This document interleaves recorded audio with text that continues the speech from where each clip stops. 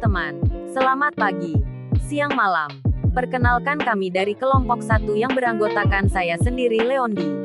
Yang kedua Bella Angelika. Yang ketiga Karisa Likono dan yang keempat Andrean.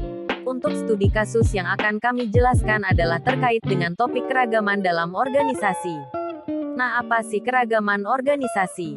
Keragaman organisasi adalah suatu kondisi di dalam organisasi di mana terjadi perbedaan pada suku bangsa, umur, budaya maupun gender.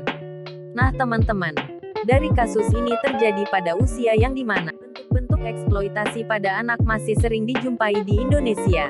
Padahal, larangan eksploitasi pada anak sudah diatur dalam undang-undang dan pelaku bisa dihukum.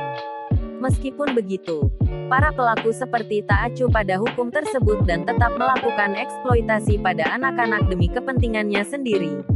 Eksploitasi pada anak adalah perbuatan yang memanfaatkan anak sesuai kehendak untuk kepentingan dirinya sendiri yang dilakukan oleh keluarga atau orang lain dan perbuatan tersebut mengganggu tumbuh kembang fisik dan mental anak.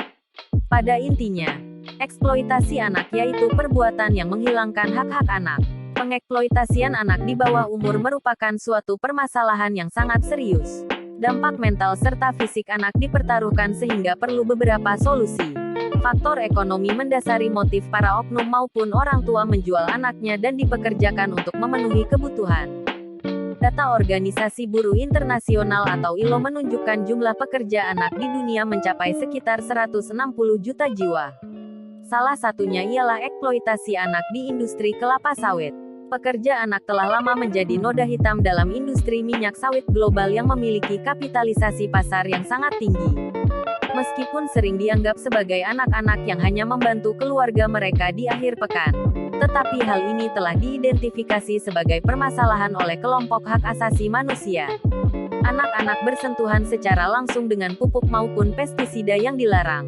Seiring bertambahnya usia, mereka mendorong gerobak yang berisi buah dengan berat 3 kali lipat dari berat mereka. Solusi dari permasalahan ini adalah: pertama, meningkatkan pemahaman melalui sosialisasi kepada dunia usaha dan masyarakat tentang bentuk-bentuk pekerjaan terburuk untuk anak.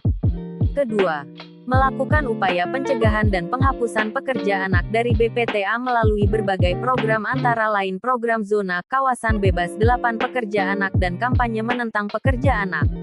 Ketiga, pada tahun 2008 hingga 2020, Kemenaker telah melaksanakan program pengurangan pekerja anak dan telah berhasil menarik pekerja anak dari tempat kerja sebanyak 143.456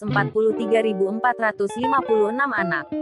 Keempat, penguatan kapasitas penegak hukum norma pekerja anak dan BPTA melalui perluasan pendidikan dan pelatihan, seperti BIMTEK pengawasan norma kerja anak.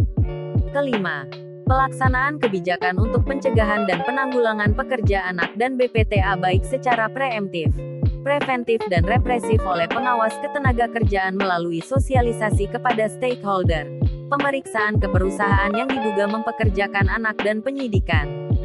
Mempekerjakan anak di bawah umur adalah permasalahan serius. Dengan tubuh yang rentan dan usia yang muda yang sebagaimana harusnya diisi dengan waktu bermain maupun belajar, namun oleh mereka yang kurang beruntung harus dipekerjakan di bisnis-bisnis tertentu. Berbagai upaya dari pemerintah tidak akan bisa berjalan apabila tidak didukung serta oleh masyarakat.